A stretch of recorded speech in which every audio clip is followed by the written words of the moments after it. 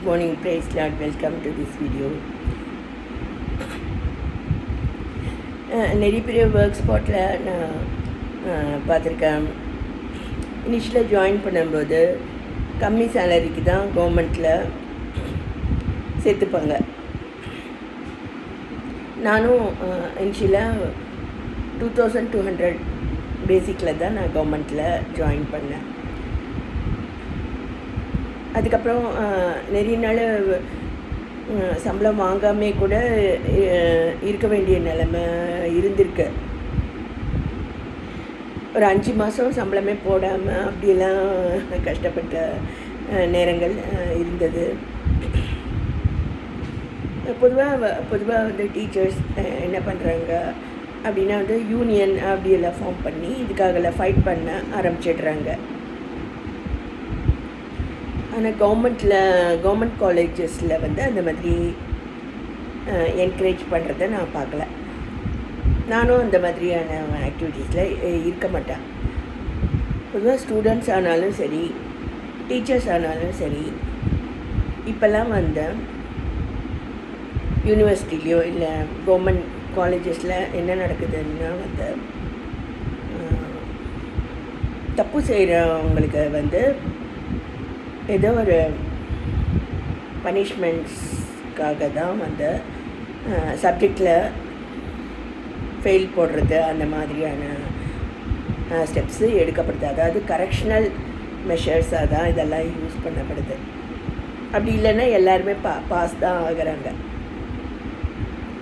அதே மாதிரி நான் இது மாதிரி லோயர் பே ஸ்கேல்ஸில் இருக்கக்கூடிய டீச்சர்ஸ்க்கு நான் பல வருஷங்களாக இன்சார்ஜாக நான் இருந்திருக்கேன்.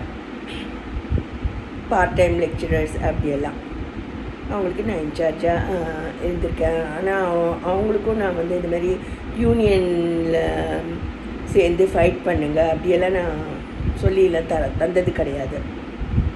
ஏன்னா எனக்கு தெரியும் நம்ம வந்து ஏதோ ஒரு தவற்ற நம்ம திருத்தி கொண்டா வீட்லேயோ இல்லை ஒர்க் ஸ்பாட்லேயோ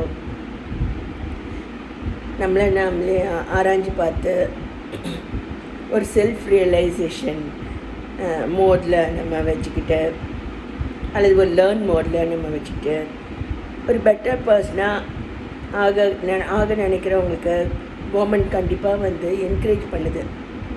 நான் பார்த்துருக்கேன் நிறைய தடவை.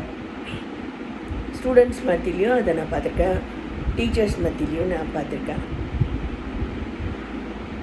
அதான் வம்பு, பரியாசம், புத்தீனமான பேச்சு, புத்தீனமான சிந்தனை, இதுக்கெல்லாம் நம்மளை விலக்கி காத்துக்கொண்டா வி ஆர் ரிவார்டட்.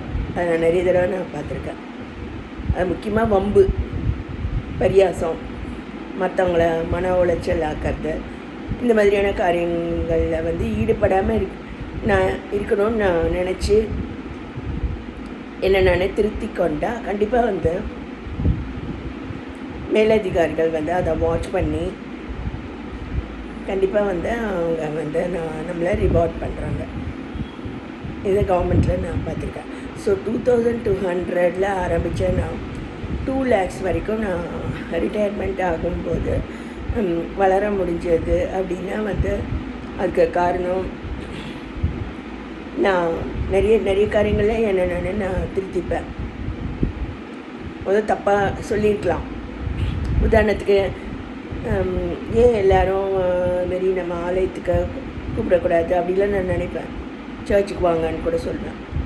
ஸ்லோவாக நான் தெரிஞ்சுக்கிட்டேன் அது தேவையில்லை. ஏன்னா சர்ச்சை வந்து பெருசாக இடித்து கட்ட முடியாது. அப்படி என்னுடைய சிந்தனை வளர அது மாதிரி நான் சொல்கிறத நான் நிறுத்திட்டேன். முக்கியமாக இது.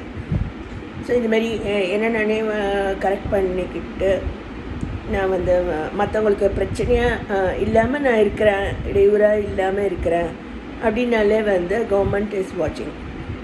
மேலதிகாரிகள் அதை வாட்ச் பண்ணி கண்டிப்பாக என்ன ரிவார்ட் பண்ணுறாங்க. அதில் முக்கியமாக இது ஒன்று, என்னுடைய ஆலயத்துக்கு நீங்கள் வாங்கன்னு நான் சொல்லவே மாட்டேன். நீங்கள் உங்கள் டெம்பிள்கே போங்க, உங்கள் ஸ்பௌஸோடு போங்க, உங்கள் சில்ட்ரனோட போங்க, உங்கள் ஃபேமிலியை நீங்கள் பாருங்கள். நான் செய்கிறதெல்லாம் ஒரு மாடலிங் தான். உங்களுக்கு வேணும்னா இதே மாதிரி ஒரு சாரியை நீங்கள் உங்கள் ஒய்ஃப்க்கு வாங்கி கொடுங்க, இல்லை உங்கள் டாட்டருக்கு நல்ல பட்டு பாவாடை வாங்கி கொடுங்க. ஃபேமிலி ஐக்கியத்தை வந்து சந்தோஷமாக இருங்க, அப்படி தான் நான் சொல்வேன். உங்கள் டெம்பிள்கே நீங்கள் போங்க, ஜிஆர்டிக்கு போங்க, இல்லை காஞ்சிபுரத்துக்கு போய் நல்ல ட்ரெஸ்ஸு வாங்கி கொடுங்க, சந்தோஷமாக இருங்க, அப்படி தான் நான் சொல்வேன். ஏன்னா இப்போல்லாம் வந்து குடும்ப உறவுகளில் நிறைய விரிசல் ஏற்படுறதுக்கு நிறைய வாய்ப்பு வருது. ஹஸ்பண்ட் ஒய்ஃப் 2 பேரும் வேலைக்கு போய் சம்பாதிக்கிறவங்க அப்படி இருந்தாலும், இல்லை ஒருத்தர் மட்டும் சம்பாதிச்சாலும் நிறைய பிரச்சனை இந்த காலங்களில் வருது. ஸோ அந்த மாதிரி வீண் சிந்தனைகளுக்கு நம்ம இடம் கொடுத்தா தான் அப்படியெல்லாம் வரும். ஸோ வீண் சிந்தனை, வீண் பேச்சு, அதுக்கெல்லாம் இடம் கொடுக்காமல் நம்மளே கரெக்ட் பண்ணிக்கிறதுக்கு நிறைய இருக்கும். நமக்கே அது தெரியாது. ஸ்லோவாக நம்முடைய அறிவை வளர்க்க அப்படி நம்மளே கரெக்ட் பண்ணக்கூடிய சூழ்நிலை வருது. அது மற்றவங்களுக்கும் பிரயோஜனமாக நான் இந்த மாதிரி வீடியோஸ்லாம் நான் ஷேர் பண்ணுறேன்.